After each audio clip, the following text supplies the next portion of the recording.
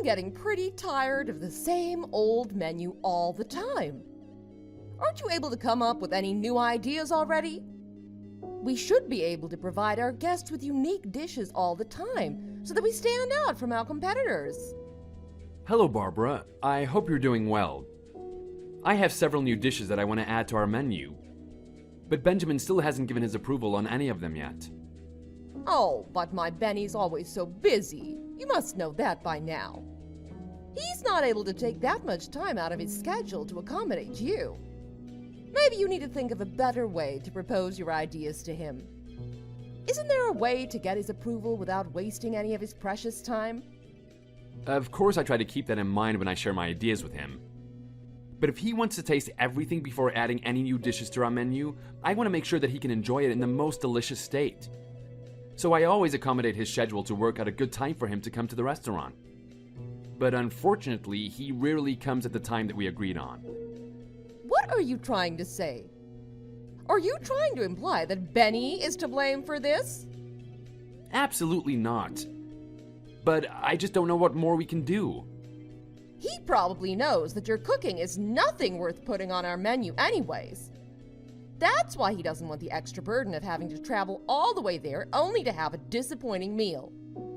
Why don't you come up with a dish that we would actually enjoy? I'm confident that all the dishes that I've come up with are quite delicious and that our regular customers would enjoy them very much. So that's why it's important that Benjamin keeps his word about our meeting time.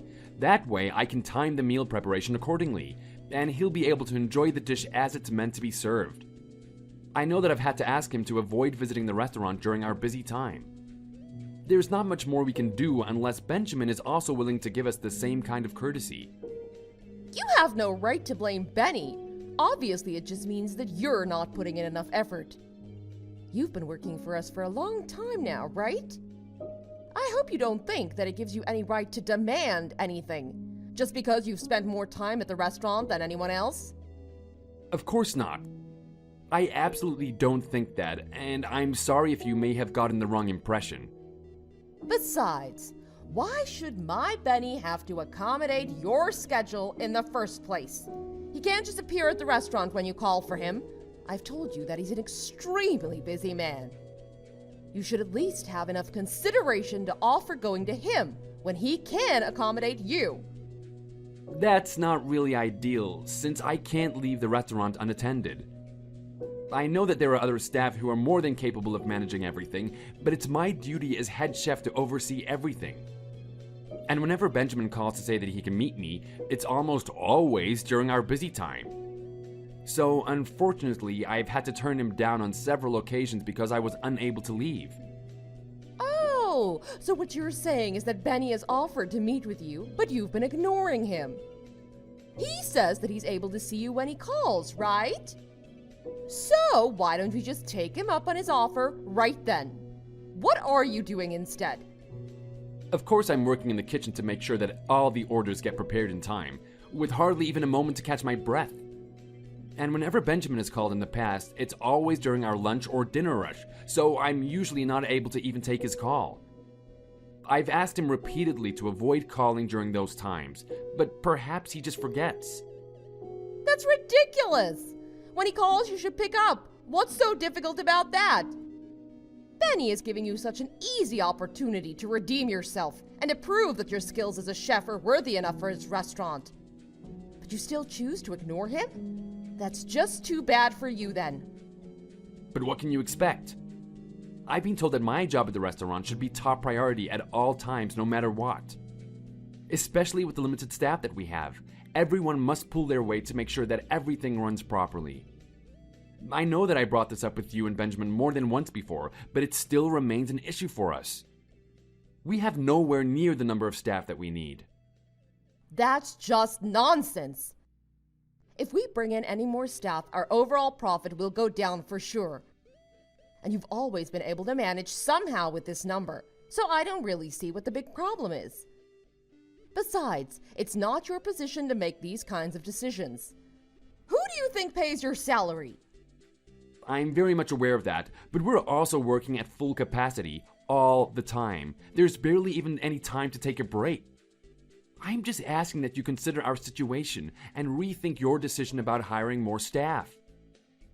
Well, unfortunately, it just seems to me that you're looking for someone else to blame for your lack of skill as head chef. And there must be something wrong with your sense of taste if Benny hasn't approved any of your new menu ideas. I'm starting to think that I've made a mistake in appointing you as head chef. Perhaps I need to rethink leaving the restaurant operation up to you anymore. If we want the restaurant to run more smoothly and efficiently, perhaps the first step is getting rid of you. What? After all these years, is that really how you think of me? Have I not made any positive impact on the restaurant's business? Oh, don't flatter yourself. Perhaps you need a harsh reality check, so let me be honest with you. The only reason that you're the head chef now is because you've been with us longer than anyone else. We've only kept you for all these years out of compassion. I see. I sort of had the feeling that was the case. So I guess my assumption was correct. What can I say? I mean, I've dedicated the past 10 years to this restaurant. If I say that I'm not disappointed, that would be a lie. You want to call yourself head chef, but you're not even able to come up with a new menu that's satisfactory? Don't forget that we can get rid of you at any time. I'm sure we'll find a better replacement right away. Keep that in mind and put more effort into what you do. Yes, I'm sorry. And I assure you that I'll put in more effort than ever before. I'm very sorry for messaging you this late, but I just wanted to follow up on the menu proposal from the other day. When would you be able to come in and taste it? If you approve of it after the sample, I'd like to put it on our seasonal menu right away. Oh, that's right. I completely forgot about that. My bad. You know, I just graduated from college and it's my first year in the real world, so I've been really busy. Besides, I'd much rather be hanging out with my friends right now than having to taste some hoity-toity pretentious food all the time. I mean, why don't you try putting some wings on the menu or something? Well, I can certainly take that under consideration. Listen, I don't want to keep you from doing what you want, but I'm sure that you're well aware of this restaurant's rules. No new dishes will be added to the menu without your approval first. I know that. But you said something about using eggplant in the new dish, which I hate. I don't even want to try it, to be honest. So I might have been unconsciously avoiding arranging a time to try it. I'm sorry that it's not a favorite of yours, but eggplant is in season right now and really delicious. I tried to replace it with a different vegetable that you're more likely to enjoy, but nothing else really brought all the flavors and textures together like the eggplant. We've also been getting requests from many of our regular customers that they would like to try some dishes using eggplant. However, since we always avoid using any ingredients that aren't to your liking, there's a bit of imbalance towards the ones that we keep including. So why would you include eggplant in the new menu idea now? I've hated eggplant since I was a kid. Is this some kind of payback towards me? Absolutely not. But if we keep using only the ingredients that you enjoy, I feel like our menu will be somewhat biased. I just thought that it would be better to include a variety of seasonal ingredients in our dishes, so that we can meet our customers' requests. But it's not a really tempting offer for me. I have to go all the way to the restaurant only to be forced to eat something that I know I'll hate? Don't worry, I've already taken that into consideration and prepared the dish so the non-eggplant lovers can enjoy it as well. I spent a lot of time experimenting with all the different flavors, so you won't be disappointed with what I've come up with. And I can assure you that it's delicious. Really? But it's not gonna turn me into an eggplant lover overnight. I'm still gonna hate it afterwards. Besides, my mom never made me eat anything I didn't like. Why should I have to do that for you?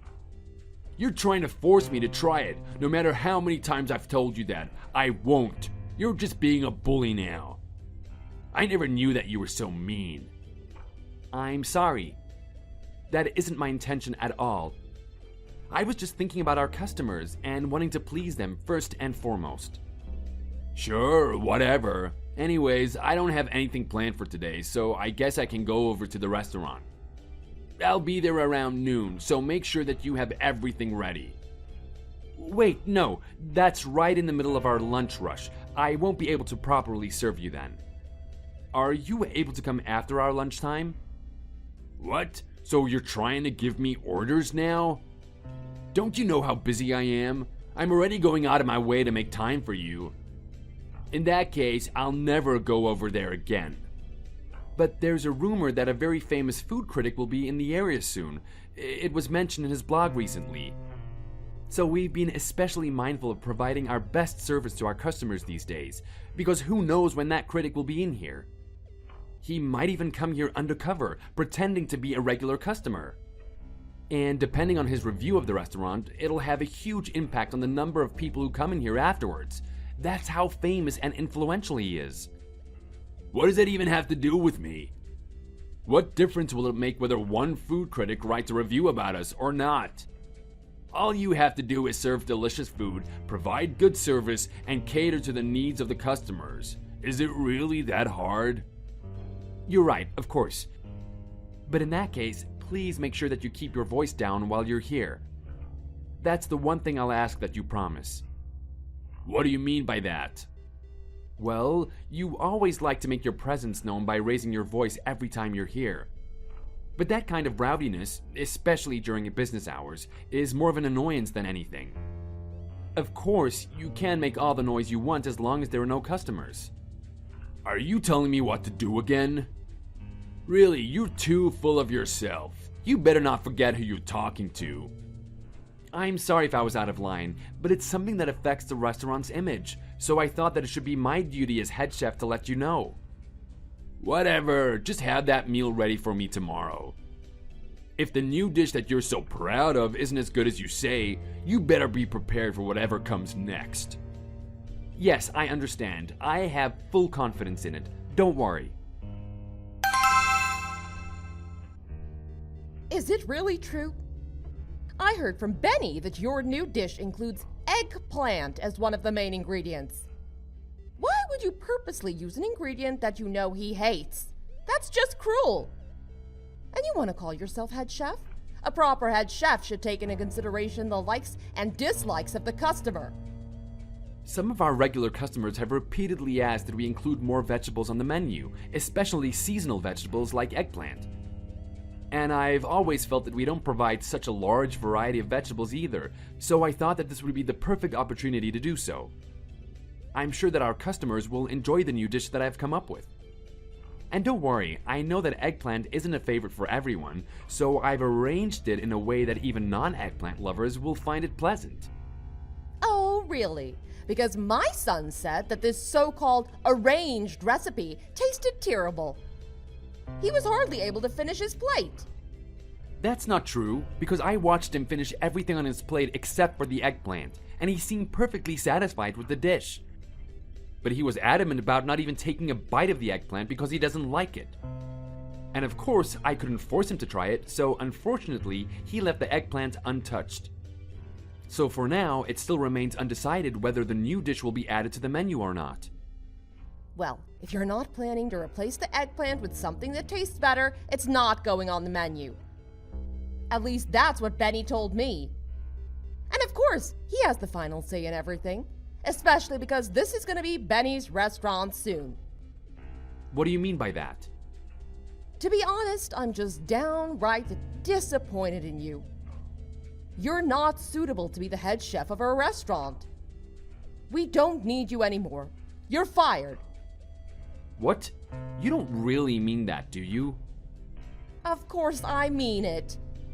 Who needs a head chef that's as unaccommodating as you? As a matter of fact, I've just decided that Benny will take over as the new head chef from tomorrow. And my decision is absolute. Don't even waste your time trying to change my mind. Today will be your last day working for us. How could you? Perhaps you need to go and refine your palate so you have a better sense of taste. Don't forget to leave your recipes and resignation letter on your way out. Oh, and you better leave the recipe for that new dish as well. I'm sure my Benny will come up with a delicious arrangement that will definitely satisfy our customers. I see, then I guess I have no other choice than to resign, if that's how you really feel about me. But keep in mind that I won't be coming back here ever again. Don't Don't be so full of yourself. We don't need anything from such an unskilled chef anyways. You can forget all about me and do whatever you please. Christian, where are you? You have to come back to the restaurant right away and get the kitchen back in order. Everything is such a mess right now. Yes, so it seems. But remember that I no longer work there, so it has nothing to do with me anymore. Don't act like it's not your problem. You knew this would be the outcome when you quit. Sure, I had somewhat of an idea about what would happen, but I never imagined that your son would be that bad at cooking. I read the article about your restaurant on that food critic's blog. He really tore into Benjamin and mocked everything about him. It was quite entertaining to read. What article? What are you even talking about? I know nothing of any kind of food critic coming here, or any article written about our restaurant. Really? Because I certainly mentioned it to Benjamin before. There were rumors that a very famous food critic was in the area. And it seems like he visited your restaurant today and already posted that hysterical article. He wrote that Benjamin's innovative cuisine was barely edible. But he used your recipe. Why didn't it turn out the way it should? Maybe there was something wrong with your recipe. No, he didn't actually follow my recipe. In fact, he tried to be creative in his own way and ended up serving an utter disaster.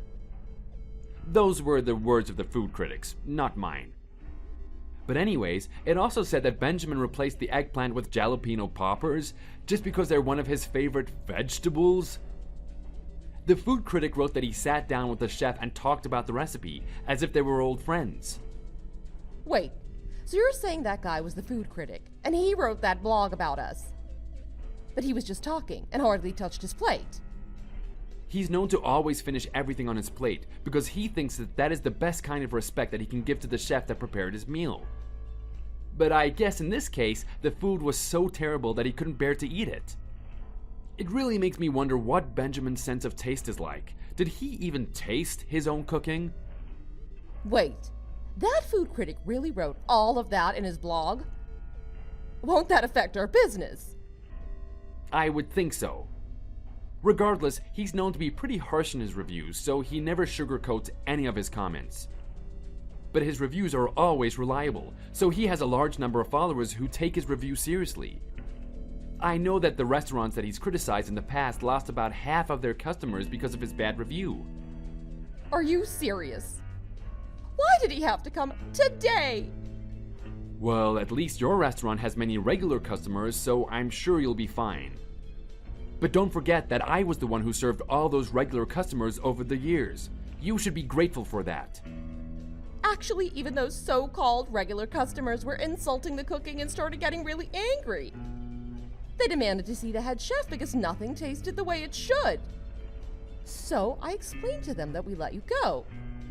And you'll never believe what they did after I told them. They just got up and left, saying that they'll never be back ever again. Isn't that too bad? I never realized they had become so loyal to me, but it also makes me very proud. Come back here right now. I'll even give you your old position back. No, I've actually been hired as the head chef at a different restaurant now. So I'm never going back there again. What? They've been trying to recruit me for a while now. But I've been refusing their offer because I had my duty there as a head chef. When you fired me, it gave me the perfect opportunity to finally accept their offer, so I've officially been hired by them now. I'll even start working in the kitchen tomorrow, so I'll be ready to serve the food critic whenever he comes. I'll never allow that to happen. Get back here right now. If you're not here to manage the kitchen, this restaurant will go under. It took you long enough to realize, but it's too late now. I gave your restaurant 10 loyal years of my career, but you refused to acknowledge the positive impact that I've had as head chef. You continuously insulted me and pretty much gave me no other choice than to quit. As someone who runs a business, you should never feel entitled to look down on the people who work for you. Don't forget that we're just as dedicated as you to the restaurant's success. But if you don't appreciate our hard work, You're just paving the way for your own destruction. The next day, the food critic appeared at Christian's new restaurant, just as he predicted, and gave a rave review of his cooking. He also had a great laugh about the episode at Barbara's restaurant and left with a full stomach. Thanks to all the praise that Christian received in the food critic's review, and together with the ridiculous episode at his former workplace, he became quite famous among the blogger's fans. In fact, Christian's restaurant was such a great success that it was a much talked about topic for many years after that. And of course, he brought all of his loyal customers from his previous restaurant over to his new place, where they now continue to be his regular customers again. On the other hand, Barbara's restaurant never recovered from the terrible reviews and ended up going out of business shortly after. They never felt the need to show any appreciation to those who worked so hard to support their business. So it only makes sense that they ended up losing everything. They never lifted a finger, but always felt entitled to impose their one-sided opinions on everyone. They only got what they deserved in the end. Thanks for watching. Don't forget to click the like button and subscribe to see more content.